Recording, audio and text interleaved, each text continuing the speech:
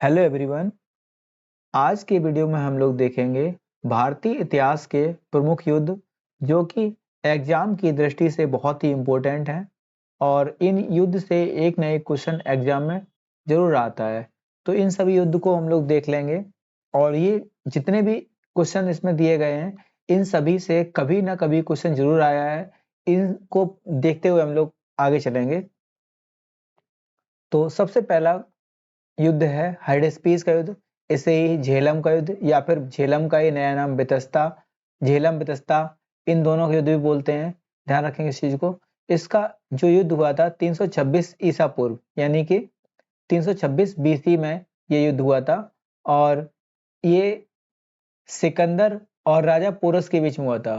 सिकंदर और राजा पोरस के बीच में हुआ था और इसमें ऐसा माना जाता है कि सिकंदर की विजय हुई थी। ठीक है।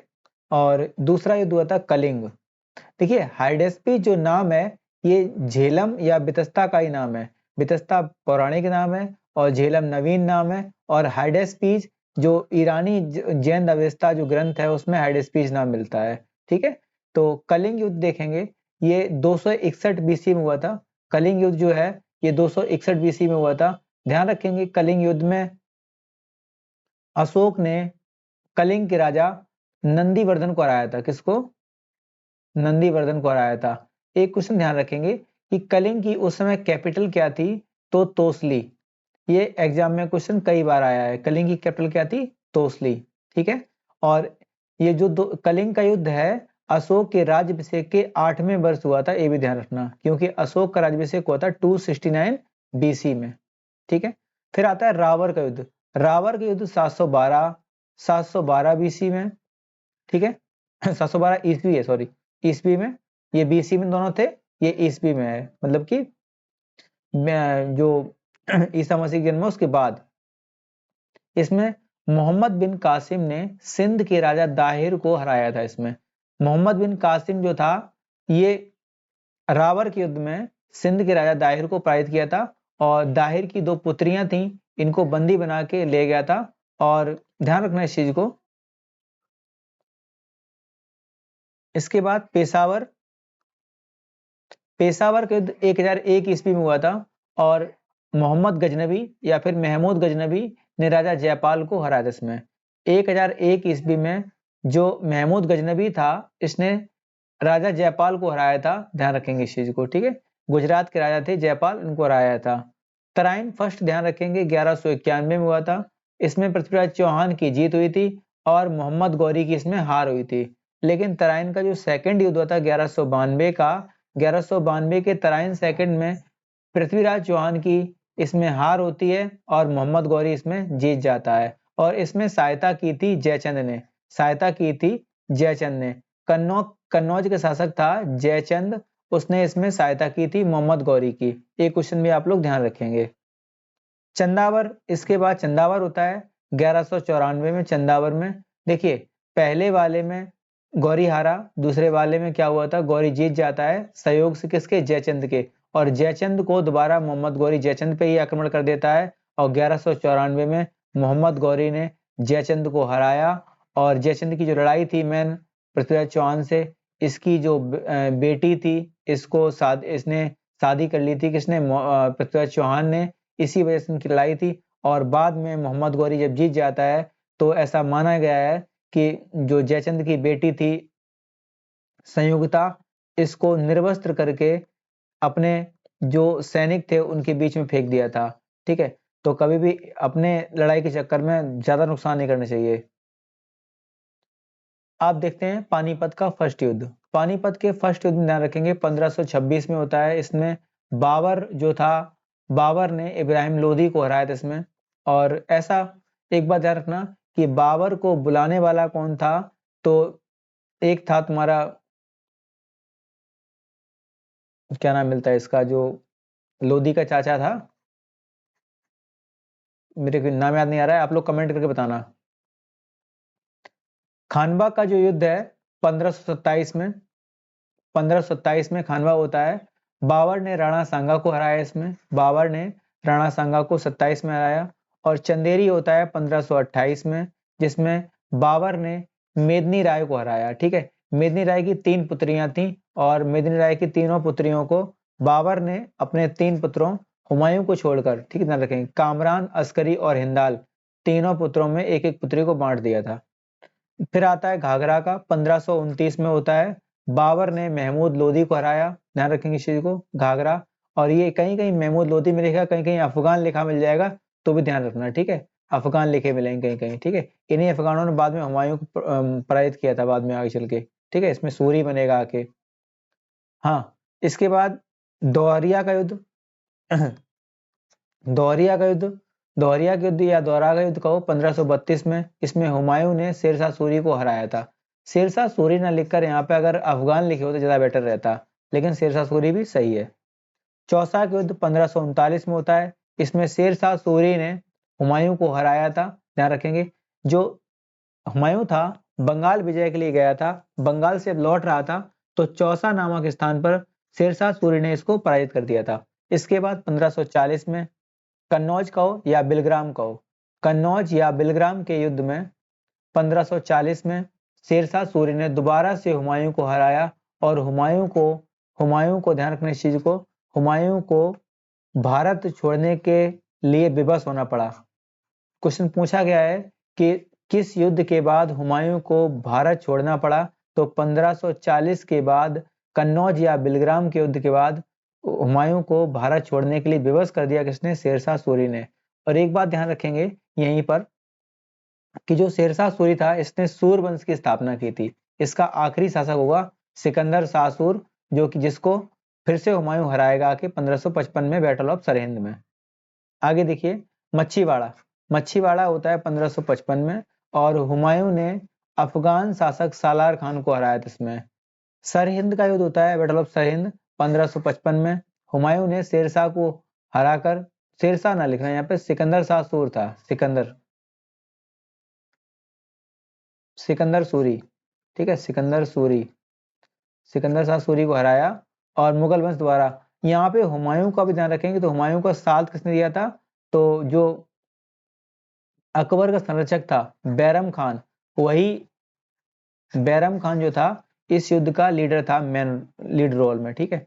अब इसमें हुमायूं की जब मृत्यु हो जाती है 1555 में ही शेरे मंडल नाम की सीढ़ियों से गिरकर, तो इसके बाद जब अकबर जो होता है, अकबर जो गद्दी बैठता है उसके बाद, ध्यान रखेंगे, उसके बाद पानीपत का सेकंड होता है अकबर और हैमू के बीच में, ठीक है ध्यान रखेंगे। इसमें भी अकबर ने लीड नहीं किया था, बैरम खान ने ही लीड किया था।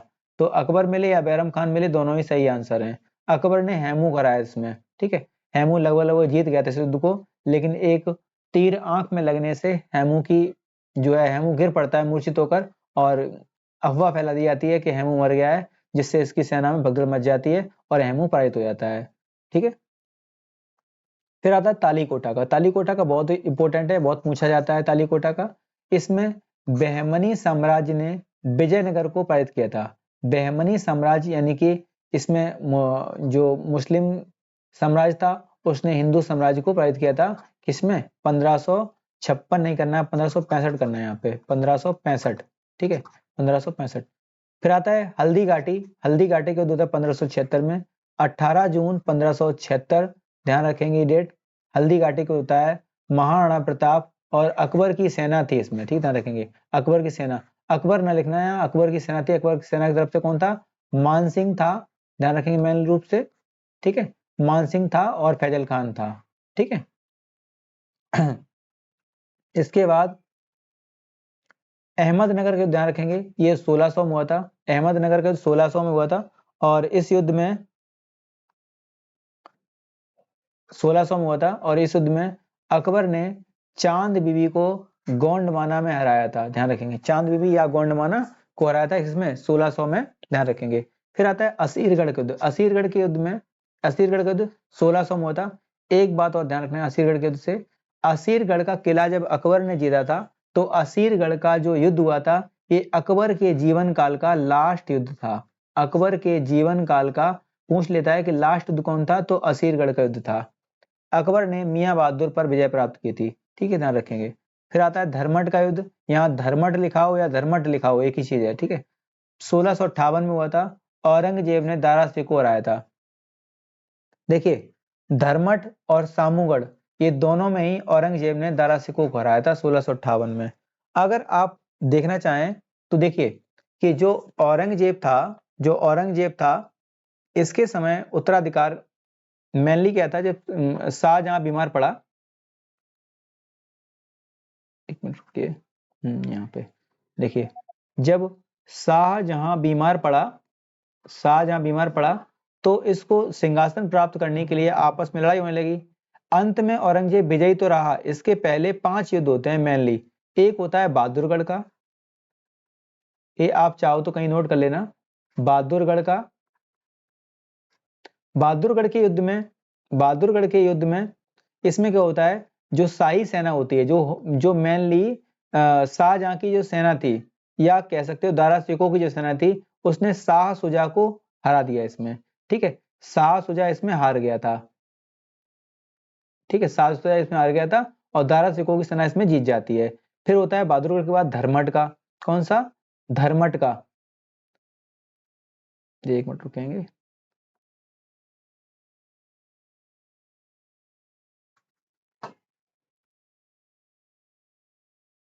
फिर होता है बहादुरगढ़ के बाद होता है धर्मट का। ठीक है, धर्मट के युद्ध में ध्यान रखेंगे, ये दोनों ही 1658 में थे। ठीक है, धर्मट के युद्ध में औरंगजेब ने दारा सिकों और मुराद, ध्यान रखेंगे, औरंगजेब ने दारा सिकों को और मुराद, इन दोनों की संयुक्त सेना को हरा दिया था। औरंगजेब जीत जाता है धर्मट। इसके बाद होता है सामूगढ़ का। कौन सा? सामूगढ़। ये सभी नोट कर लेना आप लोग। सामूगढ़ में इसमें क्या होता है, औरंगजेब ने मूल रूप से दारा सिकों को हराया। ठीक है, लिखा हुआ है यहाँ पे, सामूगढ़ में 1658 में क्या हुआ था, औरंगजेब ने दारा सिकों को दोबारा हरा दिया। ठीक है, इसमें इसके बाद सामूगढ़ के बाद होता है खजुआ का। ध्यान रखेंगे, कौन सा? खजुआ का। खजुआ के युद्ध में ये 1659 में होता है। कब होता है? 1659 में होता है। और इसमें क्या होता है, औरंगजेब शाह सुजा को हराता है। ध्यान रखेंगे, औरंगजेब था शाह सुजा को हराता है, शाह सुजा को हरा देता है। और लास्ट होता है देवराई का।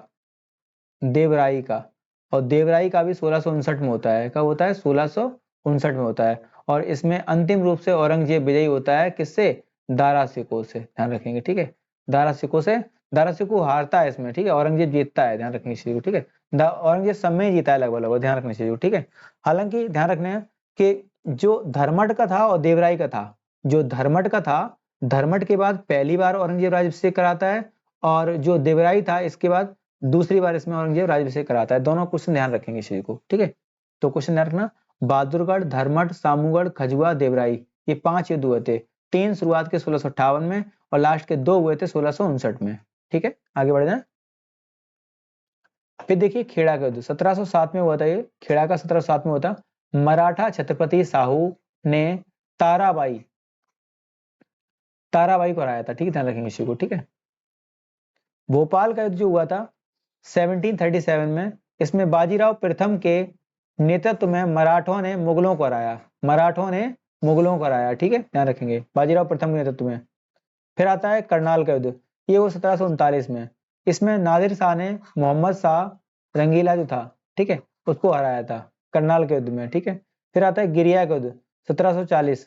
गिरिया के युद्ध में क्या होता है, इसमें अली वर्दी खान बंगाल जो था, इसने सरफराज खान को हराया। ठीक है, ध्यान रखेंगे, सरफराज खान को। हाँ, कर्नाटक के तीनों ध्यान रखेंगे। कर्नाटक का फर्स्ट था 44 से लेकर 48 तक, दूसरा था 50 से लेकर 54 तक, तीसरा 57 से लेकर 63 तक। इसे सप्तवर्षीय युद्ध भी बोलते हैं। ठीक है, आगे देखिए। इसमें फ्रांसीसियों ने अंग्रेजों को हराया।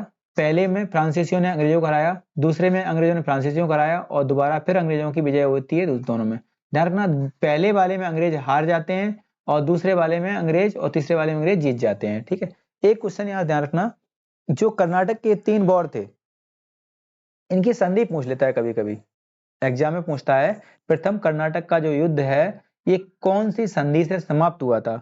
तो ध्यान रखना इसमें संधि थी एक्स ला सेपेल की संधि। कौन सी? एक्स ला सेपेल की संधि। ठीक है, एक्स ला सेपेल की संधि जो कि कब होगी? 1748 में। ठीक है, जब युद्ध समाप्त होगा। इसके बाद कर्नाटक के दूसरे में पूछ लेगा संधि कौन सी हुई थी, तो इसमें हुई थी पांडिचेरी की संधि। कौन सी हुई थी? पांडिचेरी की संधि। ठीक है, ये कब होगी? 1754 जब युद्ध समाप्त हुआ। तीसरे वाले की पूछ लेगा, ध्यान रखना ये पेरिस में संधि हुई थी, इसलिए कहा गया पेरिस की संधि। पेरिस की संधि। ठीक है, इन तीनों संधि ध्यान रखेंगे। कर्नाटक का पहला कब हुआ? 44 से लेकर 48 तक, दूसरा 50 से 54, तीसरा 57 से 63, और पहले वाले में फ्रांसीसी जीतते हैं, दूसरे वाले में फ्रांसीसी हारते हैं, तीसरे वाले में फ्रांसीसी हारते हैं। ध्यान रखेंगे इस चीज को। ठीक है, पहली वाली संधि एक्स ला सेपेल, दूसरी वाली पांडिचेरी, और तीसरी वाली पेरिस की संधि से समाप्त हुआ युद्ध। इसके बाद प्लासी का देखेंगे। प्लासी का कब हुआ? 1757 में। ये इंपोर्टेंट बहुत है, इसी के बाद तो अंग्रेजी घुसना स्टार्ट हुए थे। ठीक है, अंग्रेजों ने बंगाल पर विजय प्राप्त की। ध्यान रखेंगे इस चीज को। इसमें कौन था? एक था क्लाइव और एक तरफ था नवाब सिराजुद्दौला। नवाब सिराजुद्दौला, जो यही सिराजुद्दौला जो था अलीवर्दी खान का जो मतलब कि बेटी का बेटा था, यानी कि पौत्र था। ठीक है, और इसमें क्लाइव जीत जाता है, सिराजुद्दौला हार होती है। हालांकि सिराजुद्दौला का जो मेन क्या बोलते हैं सेनापति जो था मीर जाफर, वो धोखाधड़ी देता है। वो धोखा देता है मीर जाफर। मीर जाफर जो था ये धोखा देता है, क्लाइव से जाके मिल जाता है, इसी वजह से सिराजुद्दौला की हार हो जाती है।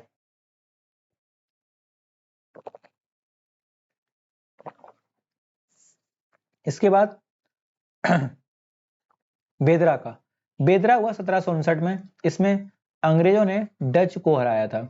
ठीक है, डच को इसी के बाद इंडिया से बाहर कर दिया अंग्रेजों ने बेदरा के बाद।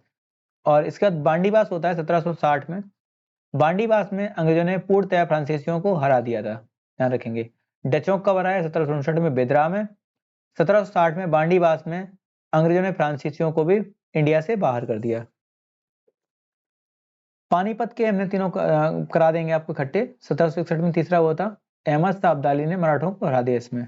ठीक है, अहमद शाह अब्दाली ने मराठों को हरा दिया इसमें, किसमें? तीसरे वाले में। फिर होता है बक्सर का। बक्सर 1764 में होता है।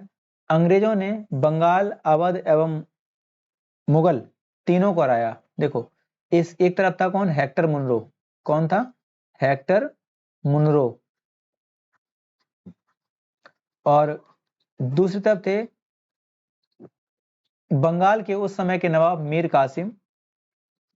मीर कासिम जिनको अपदस्थ कर दिया गया था अंग्रेजों के द्वारा, और फिर से मीर जाफर उठा दिया गया था। लेकिन मीर कासिम जो था अवध में आता है और अवध के नवाब शुजा उद्दौला से मिलता है आकर, और यहीं पे मिलते हैं उसको बंगाल मुगल के नवाब जिनका नाम था मीर नहीं,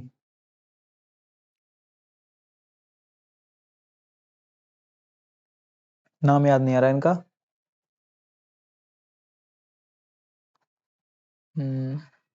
आप लोग बताइए कमेंट में, नाम याद नहीं आ रहा मेरे को।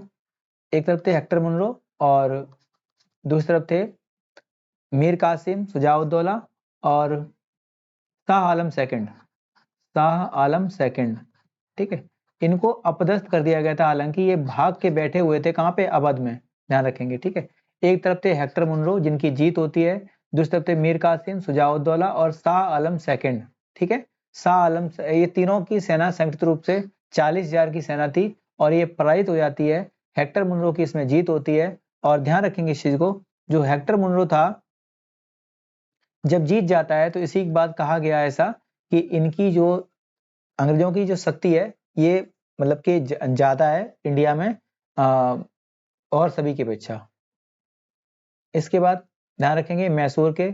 मैसूर के 4 वॉर हुए थे। पहला ध्यान रखेंगे 66 से लेके 69, दूसरा हुआ था 80 से लेके 84, और तीसरा हुआ था पहला 66 से 69, दूसरा 80 से 84, तीसरा 1790 से लेके 92 और चौथा हुआ था 1799 में। एक बार फिर से बोलिए। मैसूर के 4 वॉर हुए थे, 69 से लेके 66 से लेकर 69 तक, दूसरा 80 से 84, तीसरा 90 से 92 और चौथा 99 में, जिसमें टीपू की मृत्यु हो जाती है। देखिए पहले वाले में हैदर अली ने अंग्रेजों को हरा दिया था। दूसरे वाले में हैदर अली की मृत्यु हो जाती है और इसी में टीपू जो है सुल्तान बनता है और टीपू और अंग्रेजों के बीच में संधि हो जाती है। इसमें ज्यादा हार नहीं होती है, हालांकि टीपू ही इसमें हारता है देखा जाए तो। और तीसरे वाले में अंग्रेजों ने टीपू सुल्तान को हरा दिया था भयंकर तरीके से और इसमें आधा राज्य भी ले लिया था। और चौथे वाले में तो अंग्रेजों की विजय होती है और टीपू की मृत्यु भी हो जाती है। ठीक है, अब फिर से देखिए बार, पहला बोलेंगे आप लोग कब से कब तक था, तो 66 से 69, 1766 से लेके 69 तक। दूसरा 80 से 84 तक और तीसरा था 90 से लेके 92 तक। और ध्यान रखेंगे चौथा 1799 में था, इसमें टीपू की मृत्यु हो जाती है और इसके बाद समाप्त हो जाता है युद्ध। एक क्वेश्चन ध्यान रखेंगे यहीं पे एक क्वेश्चन यहीं पे ध्यान रखेंगे, जो प्रथम आंग्ल मैसूर युद्ध था, इसमें एक तरफ तो थे अंग्रेज, दूसरी तरफ थे हैदर अली। ठीक है, हालांकि अंग्रेजों के साथ में मराठा और हैदराबाद के निजाम भी लड़े थे। देखिए पहली वाली जो युद्ध होता है, जो समाप्त होता है, इसमें संधि होती है, जो मेन जगह थी मद्रास, वहां पे संधि होती है, इसलिए कहा गया मद्रास की संधि से युद्ध समाप्त हुआ था। ठीक है, तो कब हुई थी, लास्ट में 1769 में मद्रास की संधि से युद्ध समाप्त होता है पहला वाला। दूसरे वाले की बात करेंगे तो दूसरे वाले में मंगलौर की संधि होती है। कौन सी, मंगलौर की संधि होती है। और तीसरे वाले में श्रीरंगपट्टनम की टीपू सुल्तान के साथ संधि होती है, श्रीरंगपट्टनम की।